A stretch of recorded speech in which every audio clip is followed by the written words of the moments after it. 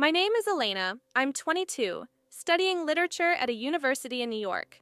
I'm 5 feet 7 inches tall, weigh around 123 pounds, with long, dark hair and brown eyes. My hobbies include writing, flamenco dancing, and exploring local art scenes. I was born in Spain, but have lived in the US since I was a teenager. My family life took a complicated turn when my mother married Antonio, a very attractive man from Spain. Antonio moved in with us shortly after their wedding, and from day one, his presence in our home was like a whirlwind of conflicting emotions. It all started one morning when my mom left early for work. I was in the kitchen making breakfast.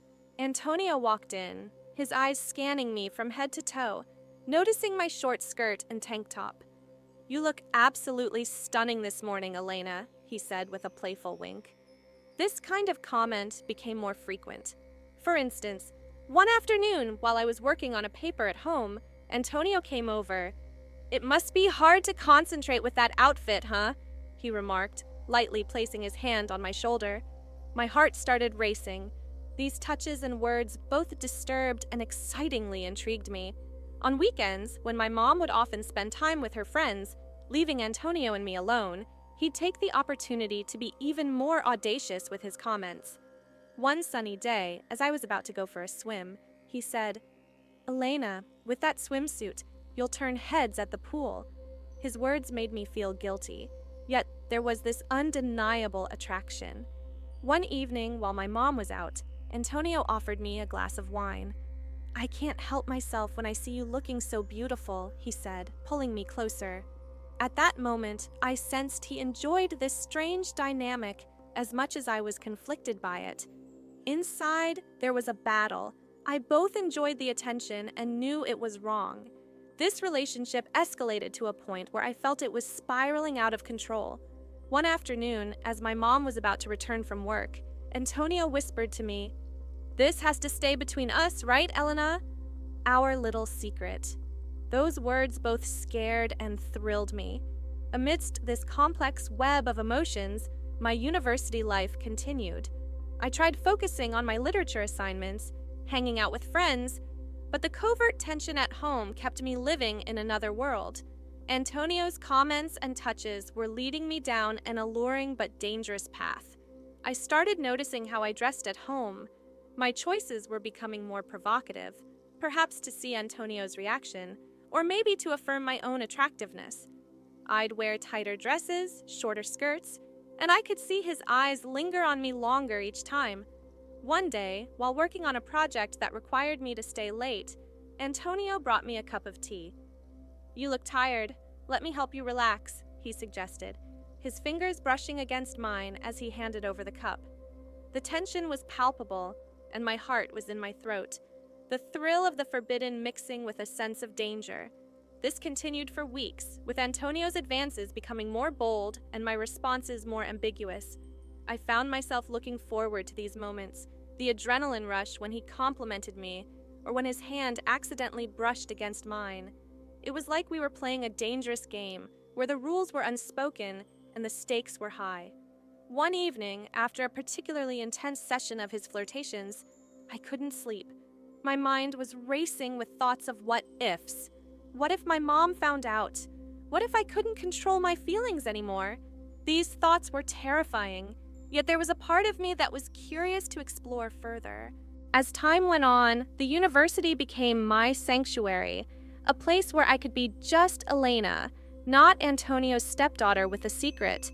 My writing became more passionate, more intense, reflecting my internal struggle. I wrote about hidden desires, of masks, and of shadows, trying to express what I couldn't say in words. The holidays were coming up, and the prospect of spending more time at home with Antonio was both exciting and nerve-wracking. My mom planned a family vacation, and the thought of being in close quarters with Antonio, under the guise of a happy family, was overwhelming. I knew I had to confront this situation, but how? The attraction was there, undeniable, but so was the moral compass that pointed towards danger. I was caught between my desires and my conscience, and this Christmas would be the test of where my heart truly lay. This story is about my struggle, my secret, and the seductive yet perilous dance with my stepdad, Antonio. It's about feeling sexy but also trapped, about the allure of forbidden fruit, and the fear of what might happen if you take a bite. With the holiday season approaching, I found myself dressing in ways that would catch Antonio's eye even more. I chose a flamenco-inspired dress for Christmas Eve dinner that hugged my figure, the vibrant red fabric a stark contrast to my dark hair. Antonio's eyes followed me around the room, and I could feel the tension building, especially. The Christmas vacation arrived sooner than I expected, and with it came a mix of anticipation and dread.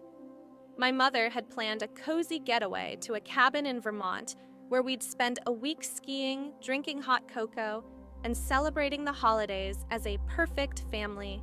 Antonio was enthusiastic about the trip, volunteering to handle most of the logistics, and his excitement only heightened my anxiety. The drive to the cabin was long, and I'd chosen to sit in the back seat to avoid Antonio's lingering gaze, but even from there, I couldn't escape him. Every now and then, I caught his eyes flickering toward me in the rearview mirror. His subtle smirks were like whispers, unspoken messages that made my heart race in ways I didn't fully understand. I busied myself with my phone, pretending to scroll through messages, though my mind was elsewhere entirely. When we finally arrived, the cabin was breathtaking. Nestled among towering pines and blanketed in snow, it looked like something out of a winter fairy tale. Inside, the warmth of the fireplace and the scent of pine wood made it feel both cozy and intimate. My mother was ecstatic, gushing about how perfect everything was. Antonio's eyes, however, weren't on the decor or the view. They were on me. That first evening was uneventful. My mom cooked a hearty dinner, and we all sat around the table, talking and laughing as though we were the perfect family. But underneath the surface, the tension between Antonio and me simmered like the fire in the hearth. Every time our hands accidentally brushed or our eyes met across the table, I felt a jolt of electricity that left me both exhilarated and terrified. The following day, my mother decided to hit the slopes early, eager to take full advantage of the fresh powder. Antonio and I stayed behind, citing exhaustion from the drive. Alone in the cabin, the atmosphere grew thick with unspoken words. I tried to focus on my book, but I could feel Antonio's presence like a shadow, always lingering just out of sight. "You're really into that book," he said, breaking the silence. He was leaning against the kitchen counter, a mug of coffee in hand, his eyes fixed on me. "It's for one of my classes," I replied, not looking up. "You're always so dedicated," he said, his tone both admiring and teasing. "But don't you ever take a break? Life's too short to spend it all in books." "Books are safer," I said, glancing up at him. He chuckled, a deep, warm sound that sent shivers down my spine. "Safe isn't always better," he said, his gaze holding mine for a moment too long. Before I could respond, he pushed away from the counter and walked over to the couch where I was sitting. He sat down, close enough that our knees almost touched, and the air between us seemed to crackle with tension. "You know, Elena," he said softly, "you're really something else. So mature for your age. So magnetic." My breath caught in my throat. His words were like a match, igniting a fire inside me that I didn't know how to extinguish. I wanted to push him away, to tell him to stop, but I also wanted to stay frozen in that moment, to see how far he would go. "Antonio," I said, my voice barely above a whisper, This isn't right." "Maybe not," he admitted, his voice low and velvety. "But doesn't it feel right?" Before I could answer, the sound of the front door opening shattered the moment. My mother's cheerful voice filled the cabin, and Antonio quickly moved away, leaving me shaken and confused. For the rest of the day, I avoided him, throwing myself into helping my mom with dinner and pretending everything was normal. But nothing about this was normal, and I knew it. As the days went on, Antonio's advances became more subtle, but no less intense. A lingering touch when he handed me a mug of cocoa. A whispered compliment when my mother was out of earshot. Each interaction felt like a secret. a thread in a web that was slowly ensnaring me, and the more I struggled to resist, the more tangled I became. On Christmas Eve, my mother announced that she'd be heading into town the next morning to pick up some last-minute groceries. She suggested that Antonio and I take the opportunity to enjoy the cabin's sauna while she was gone. My heart sank at the thought of being alone with him again, but I couldn't think of a way to refuse without raising suspicion. The next morning, as my mother's car disappeared down the snowy road, Antonio turned to me with a smile that made my stomach flip. "Shall we?" he asked, gesturing toward the sauna. I hesitated, every instinct screaming at me to say no, but somehow I found myself nodding. Minutes later, we were in the small, steamy room, the heat wrapping around us like a suffocating blanket. I sat as far from him as possible, clutching my towel like a lifeline. "Relax," Antonio said, his voice gentle but commanding. "It's just the two of us." That was precisely the problem. The air felt thick, not just with steam, but with the weight of everything unsaid. I wanted to run, to escape this situation, but I also couldn't deny the pull I felt toward him. It was like standing on the edge of a cliff, both terrified of falling and yearning to jump. "You're so tense," he said, moving closer. "Let me help you." When his hand touched my shoulder, I flinched, but I didn't pull away. His fingers were warm and firm, kneading the tension from my muscles, and despite myself, I felt my body start to relax. But my mind was a storm, a whirlwind of guilt, fear, and something else, something I didn't want to name. "Antonio," I said, my voice trembling, this isn't—" "Shh," he murmured, his lips close to my ear. "No one has to know. It'll be our little secret." His words sent a shiver down my spine, and in that moment, I felt like I was teetering on the edge of something I couldn't come back from. The question was, would I let myself fall? Christmas morning arrived, and Elena woke up with a heavy heart.